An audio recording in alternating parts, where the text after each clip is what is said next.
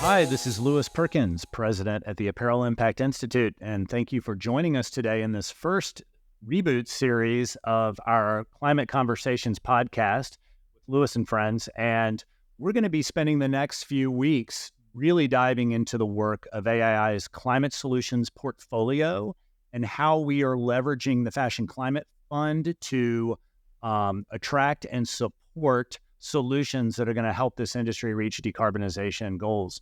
With that, I am joined today in a conversation with Kurt Kipka, our Chief Impact Officer, and Linda Greer, who is an advisor to AII and also the founder and originator of the Clean by Design program, which was gifted to AII from NRDC to scale. And so two great experts who've been working in this space for a while that are joining me in a conversation around AII and the Climate Solutions portfolio. With that, I'm going to welcome both of them to join me.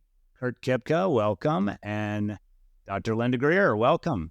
Thanks very much. Hey, Louis. First of all, hey guys, this is a great conversation because the three of us have known each other for a while and have traveled and worked together in several different capacities over the years. And so I'm looking forward to the next 45 minutes or so with you two. So with that, I'll jump in and let Kurt introduce himself and then Linda. Thanks, Louis. I'm Kurt Kipka, the Chief Impact Officer here at AII. Thanks for having me. I've been at AII for over 5 years now, which is crazy to think it's been 5 years already with so much fun that we've been having. But before that, I was at NRDC with Linda, and before that, I was at Target Corporation leading supply chain initiatives there. So I've got a bit of a diverse perspective on the work that we do, both from the corporate, the nonprofit, and now the implementation side of the equation. Excellent. Thanks, Kurt. And Linda. I'm Linda Greer, and I worked for most of my career at the Natural Resources Defense Council. So, Kurt, if you think 5 years is crazy, I was at NRDC for almost 30 years, which is really a lot of years. And when I was there, I transitioned from working primarily on legislative and regulatory oversight to private sector sustainability initiatives, starting with the textile sector. And I've been working on this sector for actually almost 15 years, mostly abroad, mostly in China, but other places too, and call myself an accidental expert in the textile manufacturing. My real expertise is in environmental toxicology. So my training is in toxic chemical pollution from industry. Well, Linda, we're glad we have continued to spark your interest in this sector, which just is not complete with its work. And so we're glad to still have you on the work with us. So with that, let's talk a little bit about the Climate Solutions portfolio. So for many of you who follow AII and know we are an organization whose mission is to identify, fund, scale, and I would add measure proven solutions to reach environmental targets. And we've been centering in on the decarbonization work of the apparel sector. We recognized a couple of years ago, Kurt and myself and our other leaders at AII, that the industry needed to resource this function in a way that would drive more identification, not only of proven solutions, but also potentially some that are in the innovation gap. And so, Kurt, tell me a little bit about how you have seen the creation of not only the fund, but how that then drives this strategy of building a proven portfolio. Tell us a little bit about the Climate Solutions portfolio. Absolutely. So more than a year ago now, when we announced the Fashion Climate Fund, a big part of that initiative was then to deploy those funds against grants that were going to drive long-term improvements within the apparel and textile sector. So once we announced that Fashion Climate Fund, it really became incumbent upon me and my team to figure out how we're going to sort through what we anticipated being a large number of applicants or potential grants that we could write. I look no further than the person joining us here today, Dr. Linda Greer, to begin brainstorming ultimately how are we going to sort through what we knew would be a really diverse set of applications. And that kind of set us out on a course of kind of brainstorming and throwing ideas against the wall, ultimately to be joined by another member of our advisor council, Phil Patterson, to put together this concept of having essentially 3 pillars of assessment criteria for our application process. First and foremost, is the solution or the project that we would consider, is it effective? How effective is it? What is the reach of that solution? And ultimately, what is the potential scale of that solution? And I'll let Linda talk a little bit more about the details of that criteria. But ultimately, once we had this framework in place, the ball began to roll in terms of getting an advisory council put in place, expanding beyond myself, Phil, and Linda, and then opening up a call for applications just to see what we would get. That happened at the beginning of 2023, closed at the end of March, and we spent a couple of months deliberating what ended up being right around 150 total applications, boiled down to 5, which we'll talk about today. And Louis, I know that you'll be following up with in subsequent conversations in this series. That's right. Yeah. And I think it's, we've been saying since we were founded that we were a data-driven, based in science organization. And so now ensuring that the climate solutions portfolio is actually achieving that goal is pretty critical. So Linda, tell me how we've done that with effectiveness, reach, and scale as these 3 pillars of the work. Yeah, so as Kurt mentioned, he hired me up to try to think about this for a while, and had a number of very helpful conversations with various equipment manufacturers as well as some brands and retailers, and spent a lot of time on Google. And what was very striking was, despite the fact that a number of organizations have been working on roadmaps and lists and award programs for solutions to lower greenhouse gas emissions from this industry, that there really wasn't a quantitative framework out there, that there were very few numbers that you could capture and compare something against the other. And from my perspective, it was a pretty simple concept that we needed the numbers. We needed data to show that these technologies were reducing greenhouse gas emissions as a primary cornerstone of what people would be selecting to invest any money in. And so the 3 criteria, they took some kicking around with Kurt, Phil Patterson, and ultimately with the advisory council.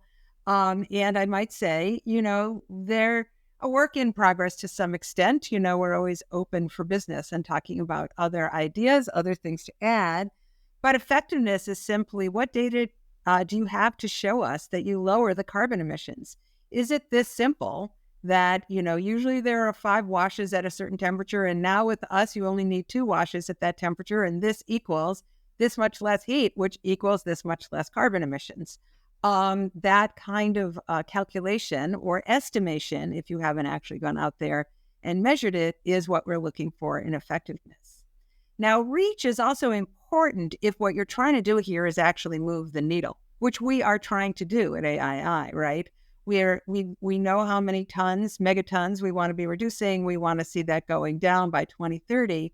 What reach is about is how much of this industry is affected by this particular solution. So let's pretend I just found something that had delivered a 50% reduction, but it's a big difference if it delivers that reduction for only silk, which is a very small percentage of the industry, or polyester, which is the dominant fiber of the industry. And so as a multiplication, if you have 50% times 70%, that's a much bigger number than 50% times 2%. And that's what we're looking at with reach. And then scale is a little squishier from the perspective that we don't have something quite as quantitative to simply measure. But what we're looking for is the ambition of that technology and the company. How fast do they want to grow? How fast can they grow? What are the rate limiting steps for their growth? Such as how fast can they make the equipment, or how much competition do they have, or how much do they cost? All of these factors that we're going to weigh to make our best educated guess of their ability to scale. And so with those 3 criteria in mind, it became conceptually simple to start sorting through the 150 plus applicants that came into our system. Yeah, so really knowing that this framework is also based on the Roadmap to Net Zero report that we developed with World Resource Institute, it's really follow the tons of carbon. And I'm borrowing that from you, or follow the pounds or follow the tons, because we have a limited amount of time to get the most amount of carbon out, or at least pick those solutions that are verified to get carbon out, right? And so our strategy is really to find those types of initiatives that reach those 3 points, effectiveness, reach, and scale, in a way they can get the most carbon out. Right. I mean, we're honestly trying to put ourselves in the feet of the manufacturers. If you have X amount of dollars to spend, or you have X amount of dollars you want to take a loan out for, where is your best investment from a reduction perspective? Yep. And so I know as we talk about the expert advisory council that's advising this too, ensuring that it has technical expertise, it has brand representative as well, but supplier is critical as well too, because I've heard you say, like, we got to make sure these things actually function and work for the supplier, part of the solution design as well. Exactly. Yeah. So you went through a lot of applications. What I understood was a number of them maybe hadn't articulated their proof in a way. What did you see that you liked? What did you feel like was really missing in terms of not necessarily specific technologies, but in general, how pleased were you with the quality of applications, and what would we like to see moving forward? What role can we play in educating around that? So first of all, just one major process learning was the flow of applications and when we could expect them. The advisory council was in position to begin reviewing them as they were coming in. What we found is that more than half of them, almost 2/3 of the applications, came in within a week of the deadline. And so we had a lot of procrastinating students out there through the application window, which caused us to actually course correct midway through the review process, beginning to then allocate certain review responsibilities to different advisory members, ultimately allowing certain projects to rise to the top. And a big part of that ends up being, in the most foundational element, having information available for us to review. Just actually having data and a coherent case for that effectiveness, reach, and scale story for the advisory council to make a judgment call or a decision based on very specifically cost per tons removed, or cost per metric ton of tons that can be removed from the apparel supply chain. And that's really what guided our decision-making through that process. Even within that decision-making process, we began to categorize some of these projects. Louis, you mentioned the Roadmap to Zero report, and we started to see certain themes of the categorization of those applications into the levers which are detailed in that report. Primarily energy efficiency being one of them, renewable energy being another, materials, and to a certain extent, a focus on thermal energy and some storage opportunities, which kind of is a bit of an umbrella lever. But with that, it became very clear that for certain categorizations, either there wasn't a specific need for funding that was identified in those applications, or there wasn't a clear case for the potential of those solutions as well. And so that prompted some learning opportunities and subsequent action for this advisory council going forward, while also allowing us to determine where we want to focus this effort in the future and where we think we can get more from the advisory council work, which I'll let Linda share kind of a framework that we're reviewing these applications through going forward, or the way that we can begin to prioritize some of the technology and landing spots for technologies that we really aim to find through this process as well.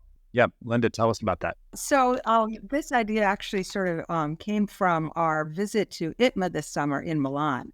And what I was really struck by there was, like, ITMA needed the Amazon keyword search. Like, if you're me and you're looking for strategies that reduce heat during pre-treatment, where do you go? There was no way to actually find those specific technologies. And ITMA is massive. It's massive. I mean, to give you an idea, I walked 22,000 steps the first day. It's massive.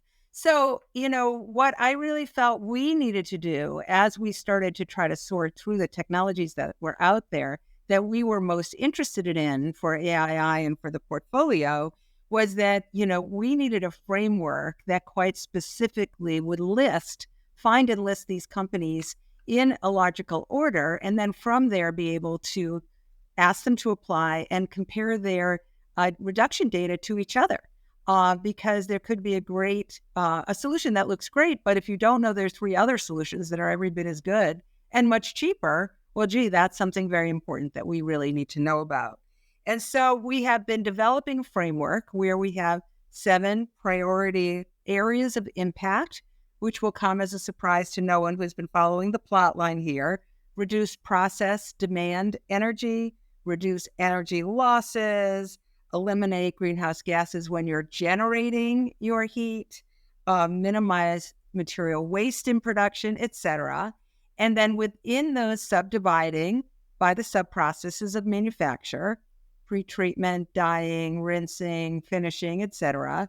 And then identifying those technologies that are out there that are either very innovative and we want to recruit them to apply for a grant, or are more sort of basic BAT or BAT plus that we want to put on our registry so that people who are shopping can go to our curated list and know that they've been vetted by a third party, us, that they had numbers to show they do the reductions and how they sort of line up against each other in an organized way. So that was inspired by the chaos of IPMA, which I want to say was very positive chaos because it was a very exciting place to be. Lots of really interesting stuff on display there. And I hope that our options and opportunities to line this up logically will be of use to the community in practice in general.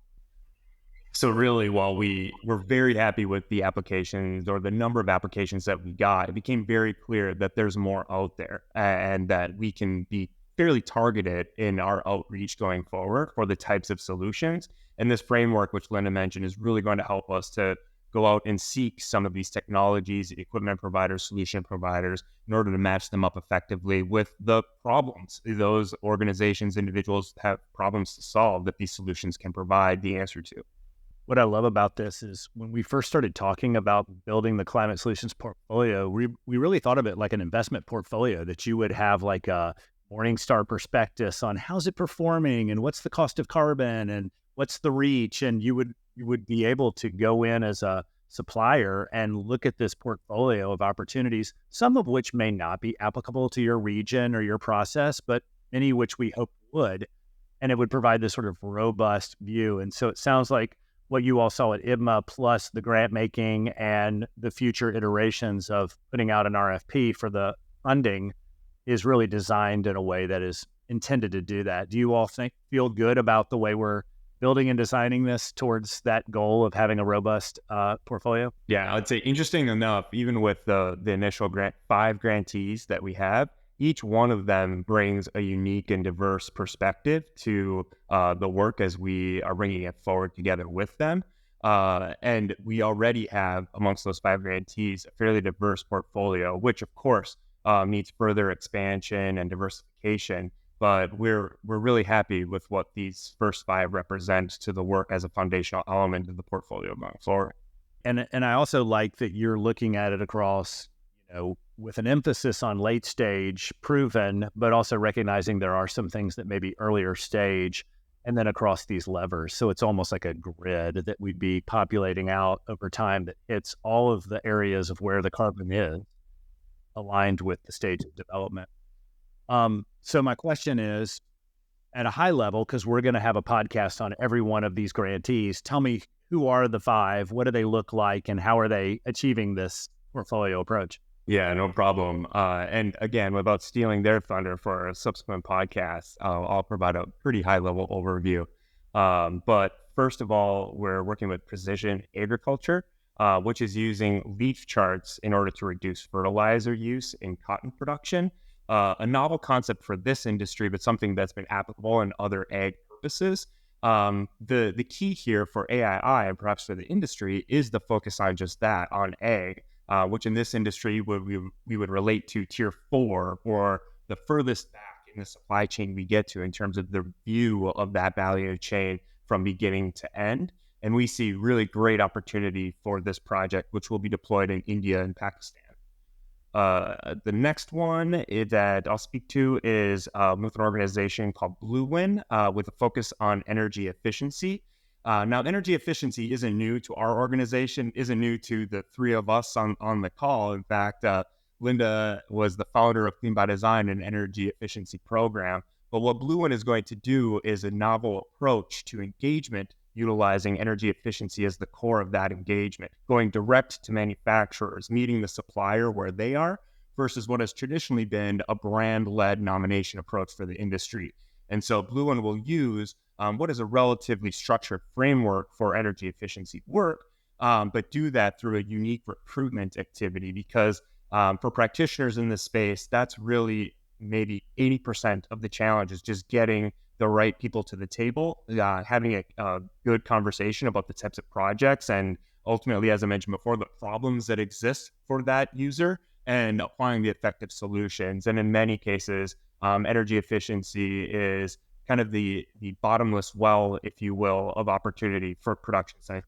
Again, like expanding reach. I mean, that's primarily hits that criteria. We have a problem with reach. And so that's great to hear that. Yeah, so keeping with that same theme of concepts that are relevant, applicable, but perhaps tailored to a new audience or approached in a different way, we're working with PwC focusing on tier 3 facilities in Bangladesh and India. So tier 3 being where fiber or materials are converted for becoming a textile in tier 2, where wet processing dyeing happens. Tier 3 represents this space of the supply chain, which also has been largely untapped for these types of projects. And PwC came to us with a portfolio or a list of nominated facilities where we could conduct similar activities to the ones that the industry has been doing in tier 1 and tier 2 of the supply chain. And I'm sure that they'll get into more details about their approach for those tier 3 locations, primarily located in Bangladesh and India. The fourth grantee, which I'll speak to, is with an organization based out of Germany, GIZ, but doing work in Bangladesh focusing on renewable energy and the installation of renewable energy for production sites. Now, this project is going to focus on tiers 1 and tiers 2, ultimately because that's where the type of production is happening in Bangladesh. But the important part of this project is, one, it pulls a lever of renewable energy and the deployment of it in the industry. But for an industry or a market of PV installation or solar installation that's actually become quite mature in this industry and presents a fairly viable business case across the board. I mean, we see that in any industry or sector that it's just good business to be doing solar and PV installations or something similar.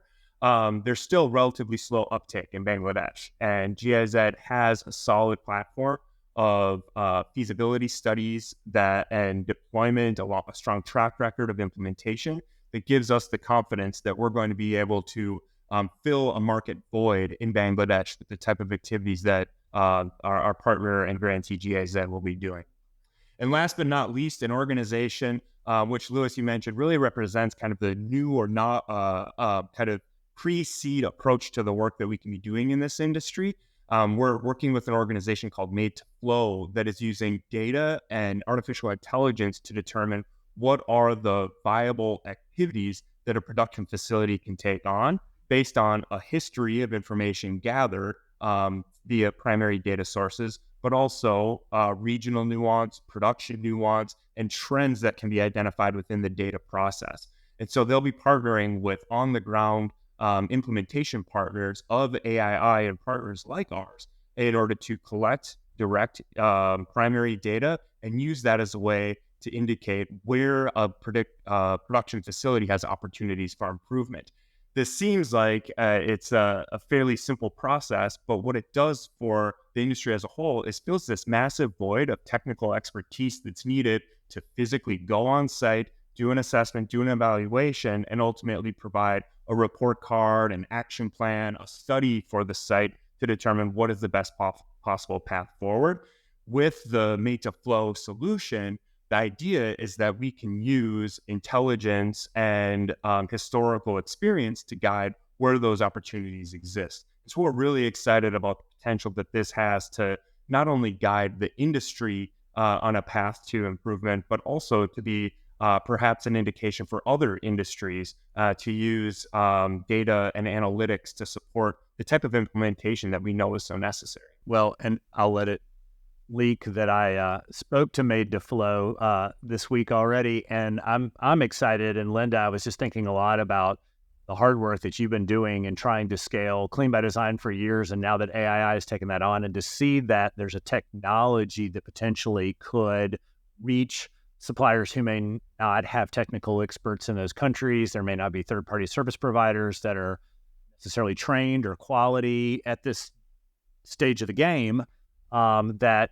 leveraging technology in a way that could scale those programs is pretty exciting. And I'm curious to get your thoughts on that, but also all of the five. How are you feeling about these first grantees? Yeah, well, Made to Flow one is actually my favorite in the list. I'm really excited about it because, as you just said, Louis, it sort of addresses this major rate limiting steps that we've had in these programs. And it is simply not realistic to think that under the timeline that we're all operating in for climate change, we're going to be able to bring the technical capacity and kind of train the trainers and get people out there, go through the process that Kurt was just describing. On the one hand, it's very laborious. On the other hand, we learned that actually we were needing that process in order to make it really happen. So we were really stuck.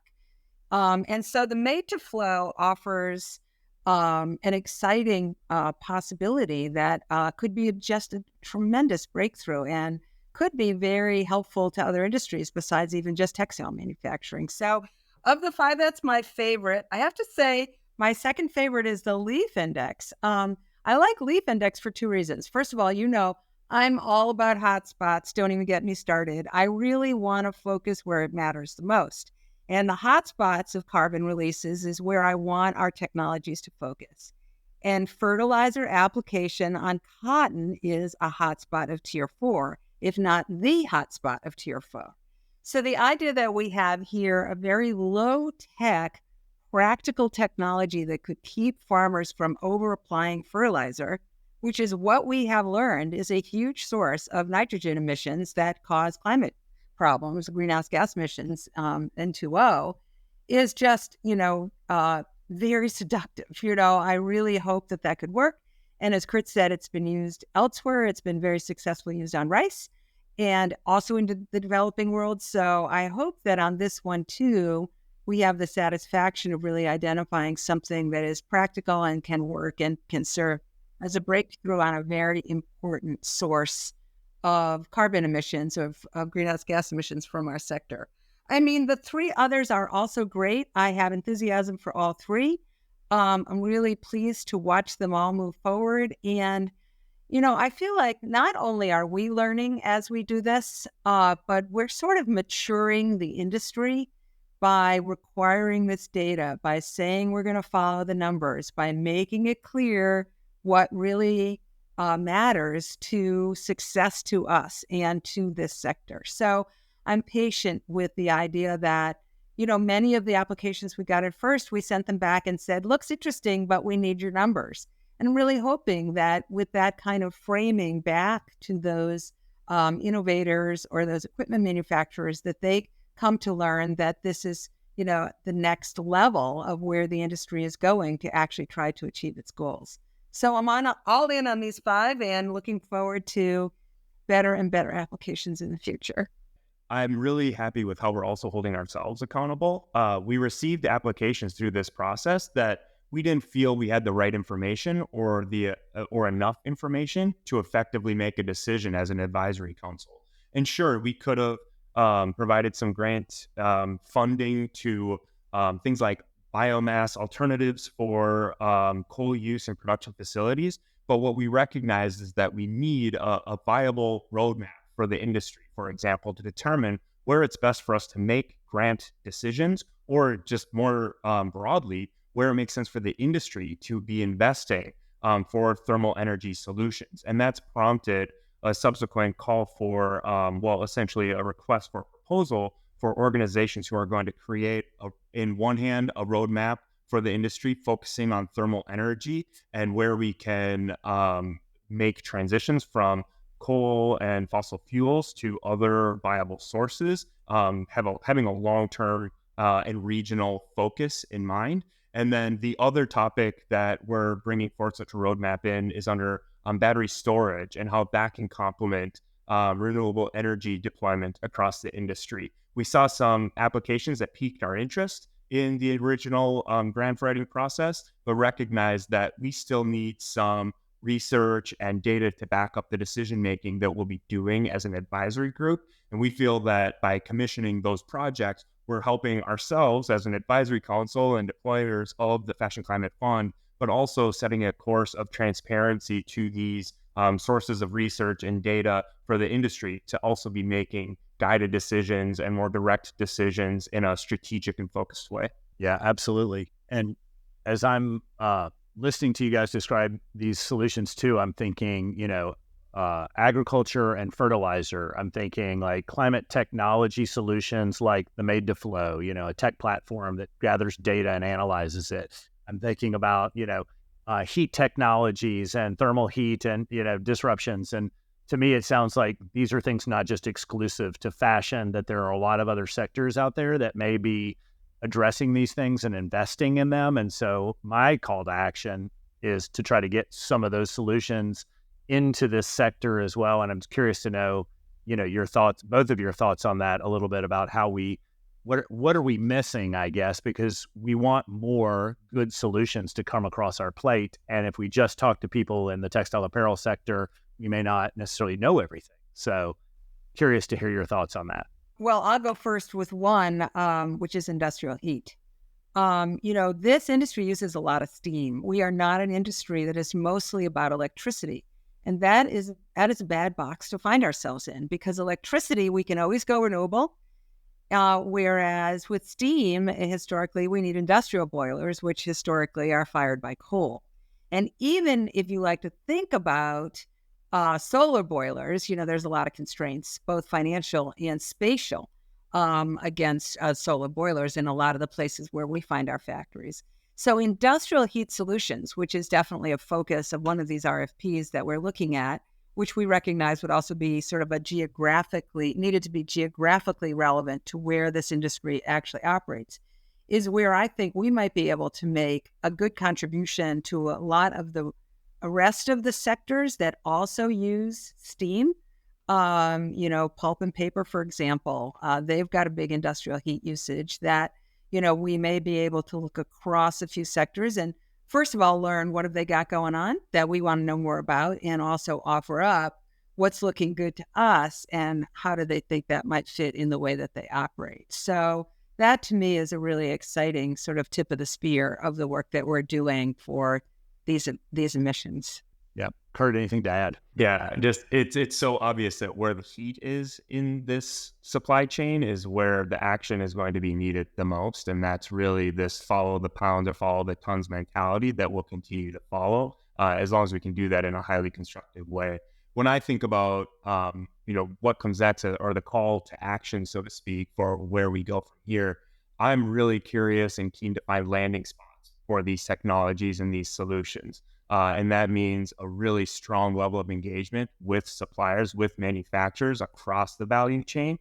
Ultimately, I think we could have a subsequent call for problems. Tell us about the barriers, tell us about your challenges, and play this matchmaking role with the potential solutions that may be available in another region, another country, another sector that could be viable for this sector. With a captive audience of organizations who bring us those challenges and are motivated to be a part of the solutions portfolio in a way that makes the networking work out perfectly between those who are engaged and interested and those who are looking to deploy and be a resource for those manufacturing sites. Yeah, and I think what I'm hearing from you too is that this is a build. This is we're getting started. This is where we are today, but we're going to be running this certainly for the next 6 years to 2030. And if we're doing our job right, we've got work laid out to total decarbonization, which is going to be decades past,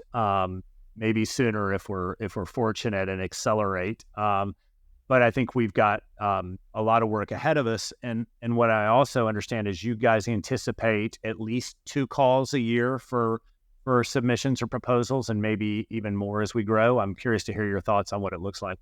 The important thing, I think, is to think of the calls in 2 forms. One is the call for grant funding, which is AII's deployment of Fashion Climate Fund dollars for grantees. But at the same time, we'll also have calls for registration. That is simply for organizations who have reach commercial scale, a clear business case, and ultimately have solutions that just aren't being deployed. Linda highlighted that earlier, that there's just some really good things that aren't being effectively scaled across the industry. And we can be a networking opportunity or an amplification opportunity for those resources. And we're referring to that as a registration process for really any organization, solution provider, or technology provider to become a part of this portfolio of potential solutions that a facility, a brand, or even a bank might fund for deployment in the value chain.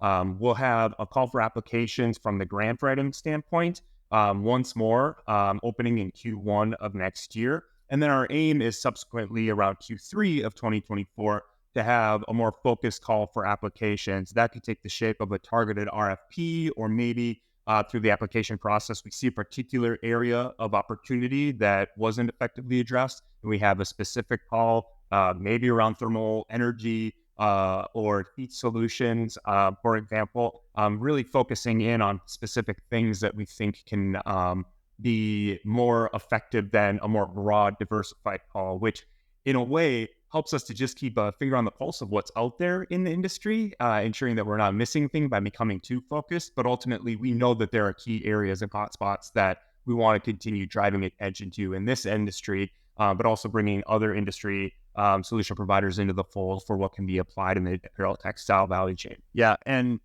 what I think you said that's really important is the grant dollars are great, but what we think is even bigger is being included in this registry. And so even if someone's listening and they're like, well, I don't really need the grant funding, but I really need to be piped into hundreds, if not thousands, of factories and suppliers that AII might have exposure to and be recruiting towards this work, we want them to reach out to us so we can evaluate their solutions, because that's what we're really trying to do, is get good, proven solutions for decarbonization out there rapidly, right?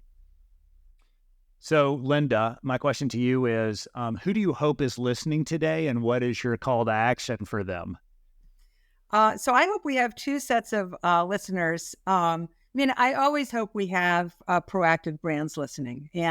So let's just say it's not exactly a given, but hi brands, we've been around together. Hope this sounds good to you. Let's keep going. But the two audiences that I most have my eye on is, first of all, manufacturers.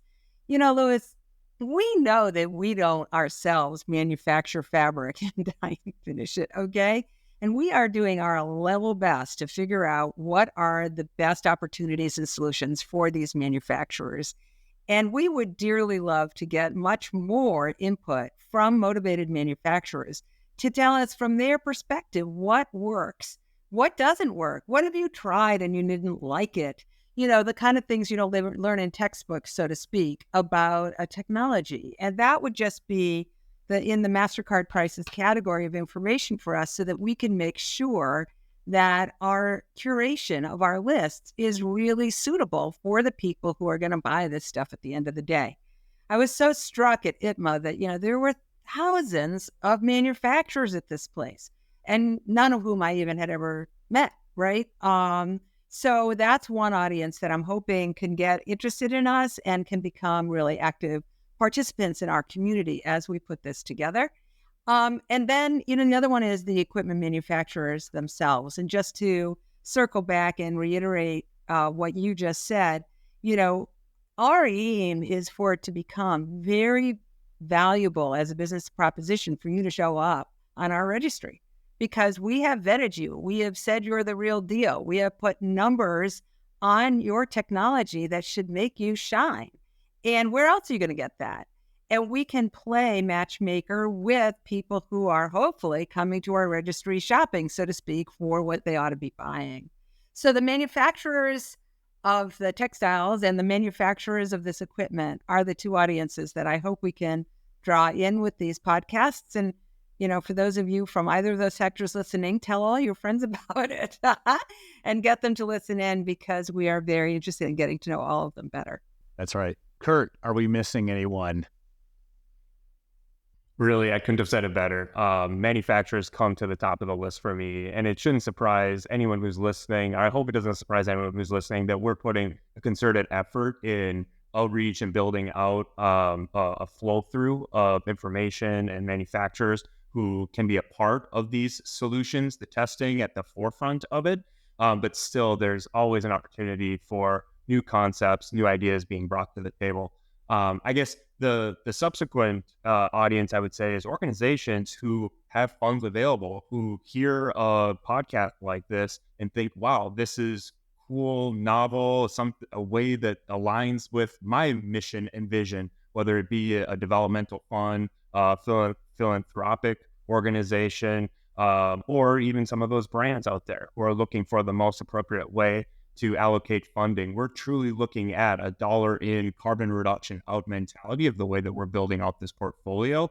And I know that that's something that's of interest to those organizations. And we're hopeful that we get more of those individuals and organizations trying to deploy funding against carbon reductions over the course of the next 10, 20, 30 years in the fold of decision making in the same way that we're building it out for the apparel textile industry. Yeah, I love that, Kurt, because we talk a lot about this report that we put together called Unlocking the $1 Trillion Opportunity to Decarbonize Fashion, and we didn't call it $1 trillion cost. We called it opportunity because we know that across many different asset classes, there's opportunities for catalytic capital, debt, equity, other forms of sustainable finance to enter into this space, and many will benefit from being involved. So to your point, we also can go in and match funding. We can join organizations who may have something where they're seeking some way to enter into our sector with their great technologies.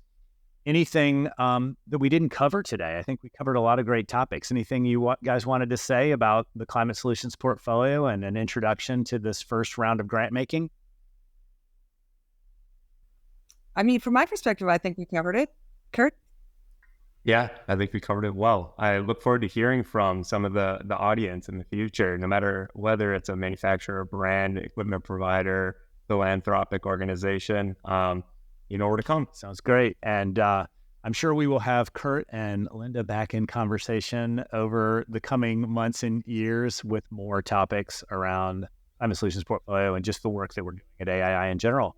So thank you both for joining me, and thank you everyone else who has joined us today in this audience. And please share this podcast with anyone you think would be interested, and do get in touch with us at Apparel Impact Institute. You can find us on our website, apparelimpact.org, and info@apparelimpact.org, and we're happy to connect with anyone.